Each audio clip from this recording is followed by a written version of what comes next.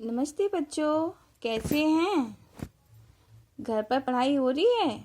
नहीं तो चलो हम और आपके मम्मी पापा घर बैठकर आपको कुछ पढ़ाते हैं। और आपका आपकी नई कक्षा में स्वागत है। अब आप कक्षा 2 से कक्षा 3 में आ गए हैं ना।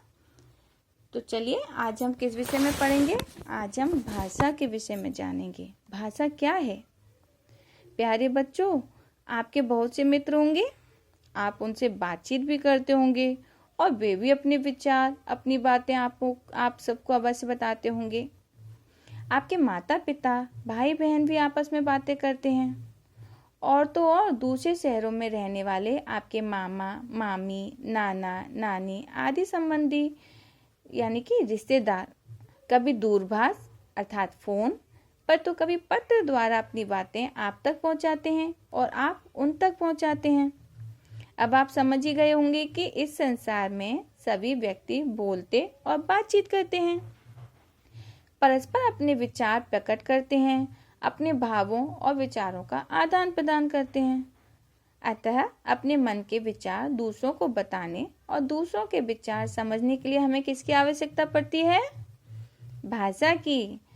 भाषा से ही संसार में सभी मनुष्यों के बीच भावों और विचारों का आदान प्रदान होता है। आदान प्रदान मतलब समझे? नहीं तो आदान प्रदान का अर्थ है लेना और देना, यानी कि अपने विचार दूसरों को देना और दूसरों के विचार उनसे लेना। चलिए अब हम आते हैं भाषा की परिभाषा पर। भाषा का अर्थ है बोलना। भाषा का अर्थ है बोलना।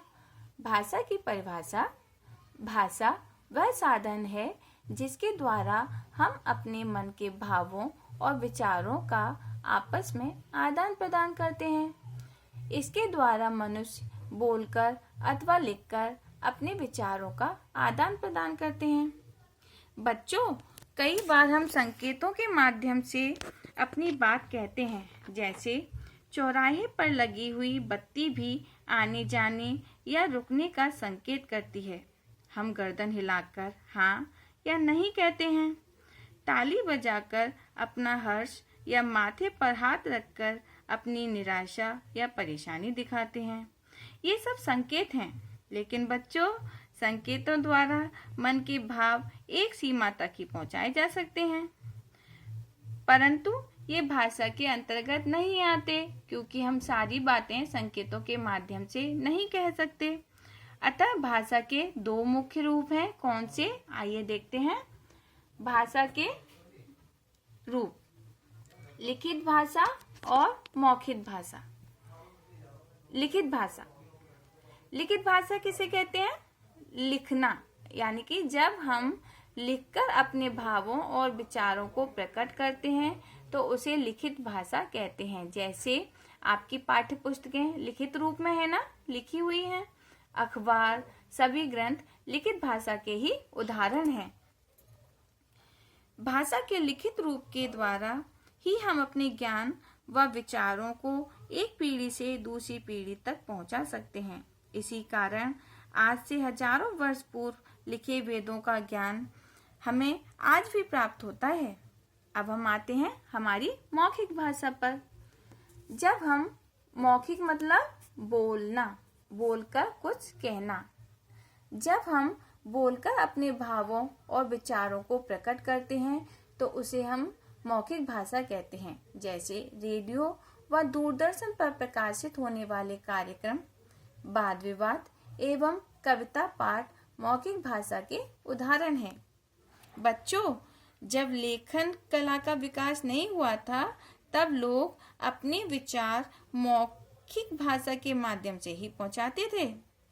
भाषा का मौखिक रूप सबसे पुराना है, क्योंकि मनुष्य ने सबसे पहले क्या सीखा? बोलना। बोलने के बाद ही उसने लिखना सीखा। अतः मौखिक भाषा सबसे पुरानी भाषा है। चलिए हम इस परिभाषा को एक उदाहरण के माध्यम से समझते हैं। बच्चों, आप जानते ही हैं कि मनुष्य एक सामाजिक प्राणी है। इसलिए यदि वह सुखी है या दुखी है तो वह अपने भावों को किसी न किसी प्रकार प्रकट करेगा। या तो वह बोलकर बताएंगे या फिर लिखकर बताएंगे कि वह क्या और कैसा अनुभव कर रहे हैं। सोहन ने सीता को पत्र लिखा। सीता ने पत्र पढ़कर माँ को सुनाया और पूछा कि मैं छुट्टियों में सोहन के घर जा सकती हूँ। तो माँ ने कहा, हाँ। बच्चों, इसमें सोहन ने अपनी बात लिखकर सीता तक पहुँचाई और सीता ने उसे मौखिक रूप से पढ़कर माँ तक पहुँचाई। माँ ने बात सुनी और हाँ कहकर उससे अनुमति दे दी। इस प्रकार हम देखते हैं कि बातचीत दो प्रकार से हुई। कौन से दो प्रकार? लिखित और मौखिक, जो भाषा के दो मुख्य रूप हैं।